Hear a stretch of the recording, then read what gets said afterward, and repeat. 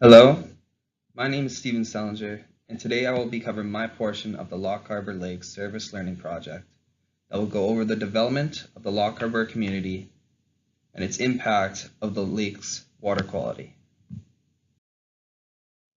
To go over a brief background of the project, the geochemistry class of 2018 was tasked with sampling and analyzing multiple sites around Lochaber Lake with the purpose of adding to an ongoing collection of water quality data. The samples that we collected were analyzed for the following parameters: temperature, pH, conductivity, and the presence of various ions. But for the purpose of this talk, I will only be talking about two ions, nitrate and phosphate. The history of Lochaber Lake began in the early 1800s when the first European settlers came over to colonize the land.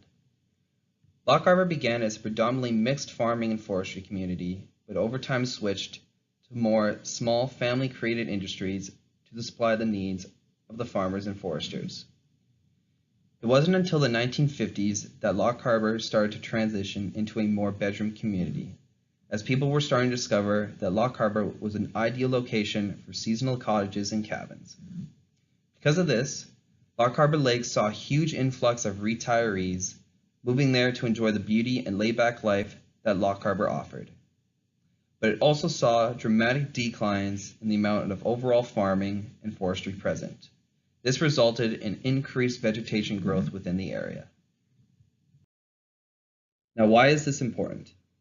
Development can be a key influencer towards the health of the surrounding environment. Agriculture is one of the biggest uses of fresh water on the planet, accounting for approximately 67% of the world's total freshwater usage. The problem accompanying this is the potential for negative impact on the surrounding surface water and groundwater systems. Increased risk of surface runoff of pesticides, fertilizers, and manure into the groundwater system can increase nutrient levels within the water environment. This can cause an increased risk of aquatic plant growth within the water system and can therefore lower the overall dissolved oxygen level and affect fish species within the water system. The next three figures will be tasked with relating our dataset of 2018 to the datasets of 2013 and 1994. It is also first worth noting that our class of 2018 did not record any data regarding dissolved oxygen levels, and thus will be something to look into in the near future. Looking at figure 1 on the right, comparing mean dissolved oxygen levels within Lochaber Lake from 1994 and 2013, we can see lower dissolved oxygen levels between the two, evidenced by the increased growth in algal and macrophyte species within the lake. Now looking at figure 2 on the right, comparing mean phosphate concentrations within Lochaber Lake from 1994, 2013, and 2018, we are starting to see a decrease in the average concentrations of phosphate within the lake. This is a good sign that water quality is improving within the lake.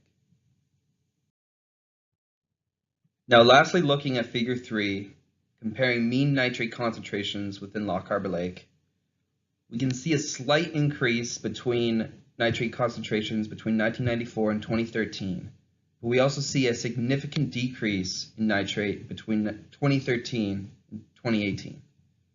This is also a very good sign that water quality is improving within the lake. So in conclusion, we are starting to see signs of positive progress towards the health of Lochaber Lake, evidenced by the lower phosphate and nitrate concentrations between 2013 and 2018. Lastly, it is also worth looking into the dissolved oxygen levels in the near future to see if they are experiencing any increases, as this would indicate the presence of lower algal bloom growth within the lake. Thank you.